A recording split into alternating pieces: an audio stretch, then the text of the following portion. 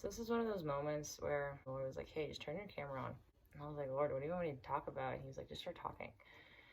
And then I heard him say Psalm 21. Just the first two verses like caught me. I love how it opens up. Looking back, Yahweh, because of your strength, the king is strong. Look how he rejoices in you. He bursts out with a joyful song because of your victory. This is verse 2. For you have given him his heart's desires, anything and everything he asked for. You haven't withheld a thing from the king. And I stopped and I was like, oh my. And actually, I even misread that. It says, you have given him his heart's desire, just one. The first time I read it, I said desires plural, but that is his one desire ever, for always in eternity. When I stopped, I was like I just kind of let my heart like sit in that, because it kind of like it actually took my breath away for a second, and then I kept going, and right under it is his pause right there on my thumb. It just says pause in his presence. Even David was like, oh, I gotta pause after that. That was good. Like, he knew all his heart's desire is our everything and anything. Anything we give him excites him. Like that whole song, he gives and takes away. He doesn't necessarily take away because like, oh, you can't have it. He just wants us to give it to him. It's a matter of release. Yeah, just everything wonderful in our lives is him. And we can't even attempt to give credit to anything else but him for that stuff, because he's a good dad, and dads give their children, like the children they love, which is all of them, he gives stuff to them because it makes their hearts happy and draws them nearer to his heart. The beautiful intimacy of who God is, just handing it right back to him. It's living in this posture of like when you have your hands, like, hey, I got a present for you, like, put your hands out. Like, you have your hands there and you're just waiting, like, okay, what's it gonna be? And then once it's handed, like, I'm just gonna take this book, like, once this book is handed, like, my hands still stay open, because it means if I need to let it go, it's right back in his hands. But here it is still in my hand, no one's taking it, but my hand is open, wheeling and releasing. And I think that's a lesson we're always going to learn, because there's always going to be something that we're like, oh, well, I really want to keep this one thing, please don't take it. Just living in that constant, your hands are open. There was this one song, I can't remember the name of it, but it was just, I will climb this mountain with my hands wide open. Like, we're climbing towards him. We're on the mountain with him. And even if you're in a valley season, you're still going to get to that mountain base, and you're going to have to climb with your hands wide open. You have to keep it right here. And think about this too, like literally climbing a mountain, like you're grabbing stuff, you're holding it, even if you're holding like your walking stick, if you're climbing a mountain with your hands wide open, there is every possibility of falling, because you're not holding on to anything. I think the deepest form of trust, the idea of climbing a mountain with our hands wide open, because what if he is trying to hand you a walking stick, but you're busy gripping the trees because you're too afraid of falling? He's like, no, listen, look, I got this right here. He actually hand carved this walking stick for you, and you're too busy focusing on the trees and the leaves next to you that you're busy holding on to. Be in this continued, my hands are open to you, God. That's all he asked for. Because, I mean, if he created us, why would we withhold his own creation from him?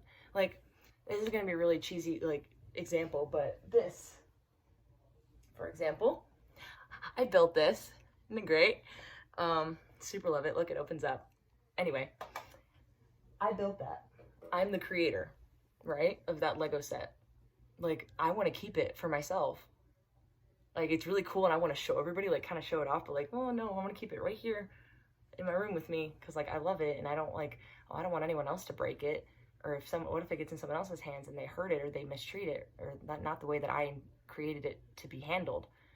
Guys, that's exactly how he created us. If we're the creation of our perfect creator, why would we go hand our hearts to somebody who definitely is not going to handle the way that it was created to be handled? And that's why it's his only desire, and that's why it's called our everything.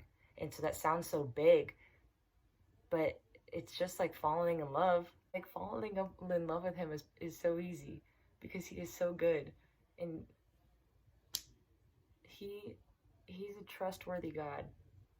Not trust me, please don't hear, I've just gotten this my whole life. This was easy. Nope. I understand. It is not easy. But actually, I recently shared this thing at my church where I was saying, like, a lot of things like falling in love with the Lord or trusting Him or spending time with Him. Everyone's like, wow, easier said than done. I'm like, okay, you can use that for anything. This book, or I want to read this book. Like, obviously that was easier said than done. I just said the words there, it's done. But to do it is to open it, look into it, and then actually read the words, turn the pages. Then it's done. But we all know how to read. You learned how to do it, you know how to do it, and it's quite easy to just pick up a book. Or how about, here, even easier example, because I know not everyone's a big reader. How about eating? Easier said than done. I eat. There, I just said it. It's said. But I eat food every day, at least 3 times a day, because it's my nutrients to live. And I do it because I want it. And so it's the same with like giving your all to God or spending time with Him. Like, how bad do you actually want it? Or you are the one choosing, well, I just want to sit in this. By not spending time with the Lord, you are very outwardly choosing, I want to sit in this. And obviously, yes, there's people who can help you and guide you into these things if it really is hard for you. But it's our own stubbornness that just keeps us from doing it. Like, easier said than done. Technically, everything is. So, you still do the things you want to do.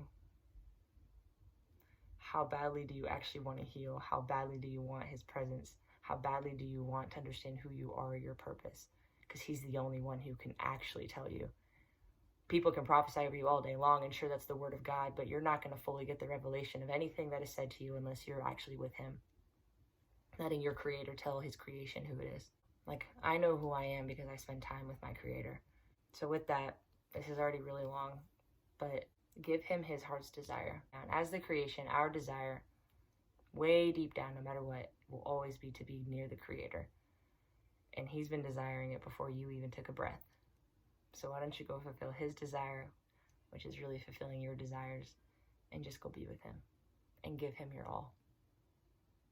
Give Him your everything and watch everything just fall into place, because He's good and He's trustworthy, and He wants you to trust Him. And so He's not just going to start ripping things away.